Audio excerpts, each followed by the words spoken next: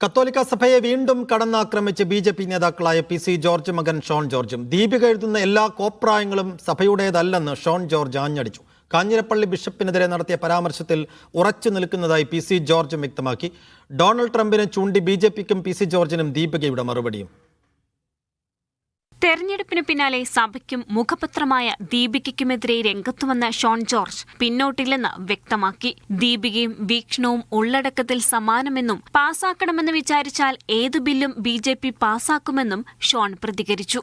വീക്ഷണം പത്രത്തിൽ എന്ത് പറയുന്നു അത് തന്നെയല്ലേ ദീപി പറയുന്നു. അതിനിടയിൽ കോൺഗ്രസിന്റെ രാഷ്ട്രീയം ഇംപ്ലിമെന്റ് ചെയ്യേണ്ടെന്നേ. ദീപി എഴുതുന്ന എല്ലാ കോപ്രായങ്ങളും സഭയുടെ അഭിപ്രായമായി ചിത്രീകരിക്കരുത്. ബി.ജെ.പി. ഒരു ബില്ല് പാസ്സാക്കണമെന്ന് പറഞ്ഞാൽ അത് പാസ്സാക്കുന്നുള്ള എല്ലാവർക്കും അറിയാം. ഇന്ന് പാലാ ബിഷപ്പ് ഹൌസിൽ സന്ദർശനം നടത്തിയെങ്കിലും പി.സി. ജോർജ് വിമർശനം തുടർന്നു. സഭയായിട്ട് എനിക്ക് ഒരു പ്രശ്നമില്ല.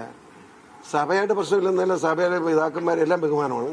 പക്ഷെ പിതാക്കന്മാർ ഈ നന്ദികേട് കാണിച്ച് രാഷ്ട്രീയം കളിച്ചാൽ ഞാൻ വർത്തമാനം പറയും, ഇനിയും പറയും. വിവാദ പരാമർശങ്ങളിൽ പി.സി. ജോർജിനെയും ഷോണിനെയും സംരക്ഷിക്കുന്നതാണ് ബി.ജെ.പി. സംസ്ഥാന നേതൃത്വത്തിന്റെ നിലപാട്. രാഷ്ട്രീയ താൽപര്യം വെച്ച് മതത്തിന്റെ പേരിൽ പൊതുവെ അറിയപ്പെടുന്ന ഒരു മാധ്യമത്തെ ദുരുപയോഗം ചെയ്യുന്നതിനെതിരായിട്ടാണ് ശ്രീ ഷോൺ ജോർജ് പ്രതികരിച്ചത്. പി.സി. ജോർജ് പൂഞ്ഞാറിൽ അത് അദ്ദേഹത്തിന്റെ പ്രാദേശികമായിട്ടുള്ള സാഹചര്യത്തിന്റെ അടിസ്ഥാനത്തിൽ നടത്തിയ ഒരു പ്രസ്താവനയായിട്ടാണ് എനിക്ക് തോന്നുന്നത്. പി.സി. ജോർജിനെയും ഷോണിനെയും പേരെടുത്തു പറയാതെയാണ് ദീപികയുടെ എഡിറ്റോറിയൽ.